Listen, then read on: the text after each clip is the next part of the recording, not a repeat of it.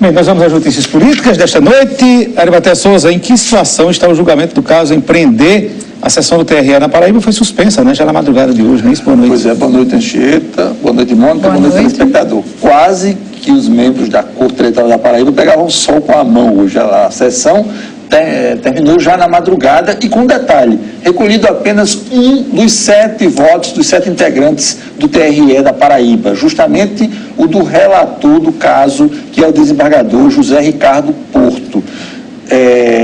O voto dele foi na direção de despotencializar, ou dito de outro jeito, de minimizar os efeitos levantados na ação sobre o processo eleitoral de 2014. É sempre bom lembrar que essa ação, batizada de AGIOS, a ação de investigação judicial eleitoral do Empreender, é da eleição de 2014, não da eleição de 2018.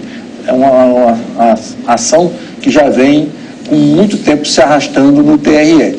Segundo o voto de José Ricardo Porto, o que cabe nesse processo é a aplicação de multa. E ele imputou uma multa de R$50 mil ao ex-governador Ricardo Coutinho, de R$30 mil ao então secretário de Planejamento do Estado, Waldson Souza, e de R$50 mil à então secretária de Educação do Estado, Márcia Lucena.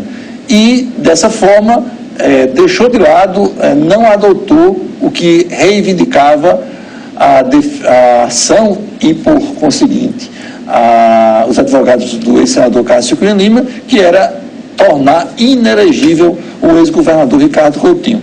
Aliás, ainda sobre essa ação, o procurador regional eleitoral, seja representante do Ministério Público no TRE, que é o Vitor Vege, declarou que não se sustenta de pé o voto do relator José Ricardo Porto. Segundo o procurador eleitoral, são evidentes as provas de influência do então candidato à reeleição Ricardo Coutinho no processo eleitoral de 2014. Então ele usou essa expressão que o voto do relator não se sustenta de pé. E é sempre bom lembrar que o Ministério Público Eleitoral tem voz, mas não tem voto no Tribunal Regional Eleitoral. E ainda sobre esse assunto, através das redes sociais, o senador Cássio Cunha, o ex-senador Cássio Cunha Lima, declarou hoje o seu desapontamento com a Corte Eleitoral da Paraíba. O que é que ele escreveu? Abre aspas. Na Paraíba, a Justiça Eleitoral não apenas tarda, como também falha. Usa 2 pesos e 2 medidas. Tenho asco pela Justiça Eleitoral da Paraíba, disse o senador Cássio Cunha Lima. Algo muito contundente, né? E mais? Ari, sobre o ex-governador Ricardo Coutinho, ele falou hoje que não tem intenção de disputar as eleições do ano que vem, é isso?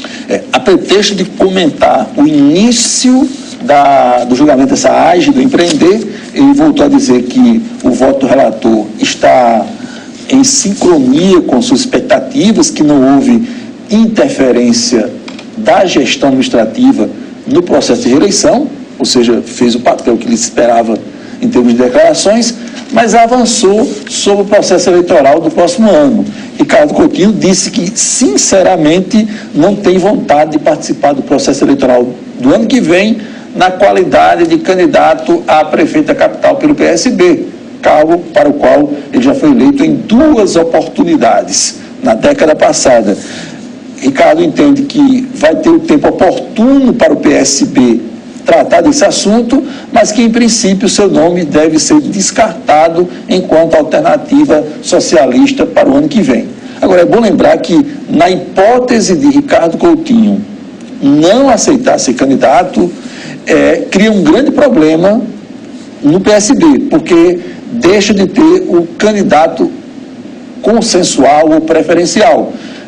Dentro do próprio Partido Socialista já há divergências antecipadas sobre isso. Por exemplo, o nome que se insinua para ser candidato a prefeito, na hipótese de Ricardo não enfrentar esse desafio, é o deputado federal Gervásio Maia. E o vereador Tibério Limeira, ex-secretário de Estado de Ricardo, que atualmente é vereador em João Pessoa, deu uma declaração já contundente, se posicionando de forma clara contra a possibilidade de Gervásio vir a ser esse candidato socialista. E o PTB, Partido Trabalhista Brasileiro, que é da base do governo estadual, fez um encontro estadual hoje, sublinhou que a capital é uma cidade preferencial para o partido no pleito ano que vem e também se posicionou como alternativa desse agrupamento em torno do PSB para a sucessão pessoense do ano que vem na figura do deputado Wilson Filho. É bom lembrar que na disputa anterior, o Wilson Filho, ou seja, 2016, o Wilson Filho foi candidato a vice na chapa encabeçada pela hoje deputada Cida Ramos. Nacional? Destaques nacionais, vamos para eles. Hoje, avançando aí a conclusão da votação da reforma da Previdência na Câmara Federal. O destaque é que foi aprovada a redução da idade mínima para aposentadoria de professores. E conforme a emenda aglutinativa aprovada, cai essa idade 52 anos para as mulheres e 55 para os homens no exercício da docência. E vários partidos que orbitam o famoso Centrão anunciaram hoje que não têm mais a intenção de votar o segundo turno da reforma da Previdência na próxima semana, como queria o deputado presidente Rodrigo Maia, ou seja, antes do recesso parlamentar na Câmara Federal, que vai começar no dia 18 próximo. Então, tudo indica que o segundo turno da reforma da Previdência vai ficar para agosto, quando a Câmara retomar as suas atividades. E a revista Veja está informando que, na edição deste final de semana, serão publicados novos vazamentos dos procuradores da República em Curitiba, ou seja, é a liberação a conta-gotas desse acervo aí que está sacudindo a política nacional e também o Judiciário e o Ministério Público. Um outro destaque, dois destaques para fechar, um da economia. Na verdade, os dois são da economia. O primeiro deles, o Tribunal de Justiça confirmou hoje uma multa de R$100 mil ao Banco do Brasil, contra o Banco do Brasil em Campina Grande, devido a novo descumprimento documentado da lei da fila aqui em Campina Grande, ou seja, da espera prolongada dos clientes nas filas do Banco do Brasil. Foi uma ação proposta pelo PROCON de Campina Grande, teve a decisão em nível de primeiro grau e hoje o Tribunal de Justiça, através da relatoria do desembargador José Aurélio da Cruz, confirmou a punição para o Banco do Brasil, R$100 mil de multa por essa espera prolongada. E agora, para fechar, uma informação de economia destinada a um universo ainda expressivo de pessoas, mas muito acanhado, tomando por base o que tínhamos, por exemplo, há uma década atrás. É que a Anatel, a Agência Nacional de Telecomunicações, reajustou as contas de telefonia fixa, para quem ainda tem telefone fixo.